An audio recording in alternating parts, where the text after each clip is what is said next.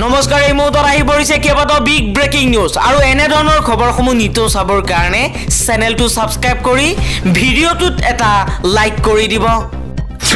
এই মুহূৰ্তত জনাই আছো এটা ব্ৰেকিং নিউজ অৱশেষত গুৱাহাটী আৰক্ষীৰ সফলতা উদ্ধাৰ কৰিবলৈ সক্ষম হৈছে ৰাইডাৰ ননীৰ চুৰি হোৱা বাইক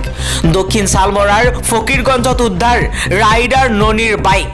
নিখাই গুৱাহাটীৰ বহিষ্ঠ থানালৈ প্ৰেৰণ কৰা হৈছে বাইকখন সৰু হজাৰ এটা গেষ্ট হাউচৰ পৰা চুৰি হৈছিল বাইকখন বহিষ্ঠ আৰক্ষী আৰু ফকিৰগঞ্জ আৰক্ষীৰ যৌথ অভিযানত উদ্ধাৰ কৰা হৈছে বাইকখন ঘটনা সন্দৰ্ভত ফিৰোজ কাজী আৰু আশৰাফুল দেৱান নামৰ দুজনকৈ যুৱকক আটক কৰা হৈছে পৰৱৰ্তী খবৰ লাখ লাখ মহিলাৰ বাবে ভাল খবৰ আজি 10 মাৰ্চ আৰু আজি 10 বছৰ লগে লগে বেংকৰ একাউণ্টত সোমাব অৰুণোদয় আঁচনিৰ ধন আৰু মাত্ৰ এটা ঘণ্টা বাকি আছে তাৰ পাছতেই মহিলাসকলৰ লাখ লাখ মহিলাৰ বেংকৰ একাউণ্টত হিমন্ত বিশ্ব শৰ্মাৰ চৰকাৰে সোমাই দিব অৰুণোদয় আঁচনিৰ ধন পৰীক্ষা কৰক আপোনাৰ বেংক একাউণ্ট আন এটা খবৰ সৰ্বানন্দ সোণোৱালৰ চৰকাৰে ইমান অন্যায় কৰা নাছিল যিমান অন্যায় হিমন্ত বিশ্ব শৰ্মাৰ চৰকাৰে কৰিছে বৰাক খৰপ হৈ পৰিছে বৰাক উত্তপ্ত হৈ পৰিছে ব্ৰহ্মপুত্ৰক লৈ বৰাক উপত্যকাক অৱহেলা কৰাৰ অভিযোগ বৰাকৰ ৰাজনৈতিক দলৰ নেতাই কৈছে যে বৰাকত এতিয়া অন্যায় কৰিছে হিমন্ত বিশ্ব শৰ্মাৰ চৰকাৰে বৰাকত অগপৰ চৰকাৰেও সৰ্বানন্দ সোণোৱালৰ চৰকাৰেও ইমান অন্যায় কৰা নাই যিমান হিমন্ত বিশ্ব শৰ্মাৰ চৰকাৰে কৰিছে ইফালে হিমন্ত বিশ্ব শৰ্মাৰ চৰকাৰৰ বিৰুদ্ধে খৰপ হৈ পৰিছে বিধায়ক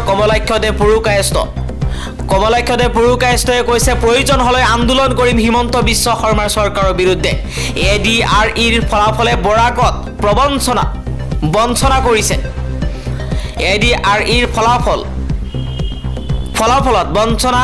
হৈছে বৰাকবাসী যাৰ বাবে মুখ্যমন্ত্ৰী হিমন্ত বিশ্ব শৰ্মাক লক্ষ্য কৰি লৈছে বৰাকৰ ৰাজনৈতিক দলৰ লগতে বিজেপিৰ লগত মিলি থকা বিধায়ক কমলাক্ষদেৱ পুৰুকায়স্ত আন এটা খবৰ ক্ৰিকেটাৰ মহম্মদ শামীৰ মাতৃৰ সৈতে বিৰাট কোহলি চেম্পিয়ন্স ট্ৰফি জয়ৰ পাছতে মহম্মদ শামীৰ মাতৃৰ আশীৰ্বাদ ললে ক্ৰিকেটাৰ মহম্মদ শামীৰ লগতে ক্ৰিকেটাৰ বিৰাট কোহলি সমগ্ৰ ভাৰতবৰ্ষৰ বাবে এটা ভাল খবৰ যোৱাকালি 140 কোটি ভাৰতীয়ৰ হৃদয় চুই গৈছে ভাৰত বনাম নিউজিলেণ্ডৰ খেলখনে ভাৰতে বহু বছৰৰ পাছত এই ট্ৰফিখন হাতত ল'বলৈ সক্ষম হৈছে আন এটা খবৰ আজি বিধানসভাত দাখিল কৰা হ'ব 2025-26 বৰ্ষৰ ৰাজ্যিক বাজেট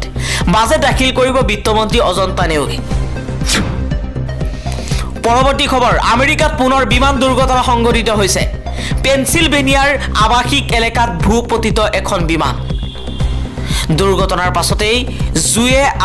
আৱৰি ধৰিছে সমগ্ৰ এলেকা বিমানখনৰ পাইলট যাত্ৰী সহ 5জনকৈ লোক গুৰুতৰভাৱে আঘাতপ্ৰাপ্ত হয়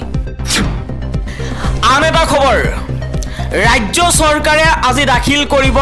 2025-26 বৰ্ষৰ বাজেট ৰাজ্য চৰকাৰৰ মুঠ ঋণৰ বোজা 1,66,850 কোটি টকা হৈছেগৈ সোমবাৰে বাজেট মঙলবাৰে 900 কোটি টকাৰ ধাৰ ল'ব হিমন্ত বিশ্ব শৰ্মাৰ চৰকাৰে বাজেট দাখিলৰ পিছদিনাই পুনৰ ঋণ ল'ব অসম চৰকাৰে বিত্তমন্ত্ৰী অজন্তা নেওগে বিধানসভাত দাখিল কৰিব 2025-26 বৰ্ষৰ বাজেট দাখিলৰ পিছদিনাই অৰ্থাৎ মঙলবাৰে অসম চৰকাৰে ল'ব 900 কোটি টকাৰ ঋণ লক্ষণীয় বিষয় যে মুখ্যমন্ত্ৰী হিমন্ত বিশ্ব শৰ্মা নেতৃত্বাধীন ৰাজ্য চৰকাৰখনে প্ৰতিমাহে হাজাৰ হাজাৰ কোটি টকাৰ ঋণ লৈ আহিছে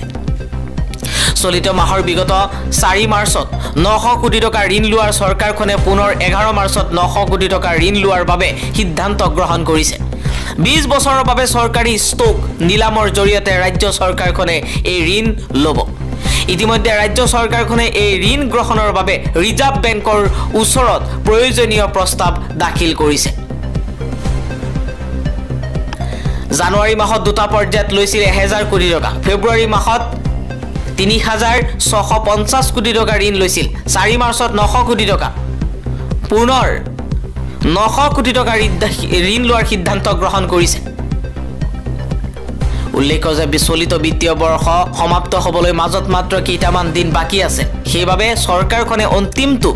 মাহত যিমান পাৰি সিমান ঋণ লোৱাৰ বাবে উঠি পৰি লাগিছে।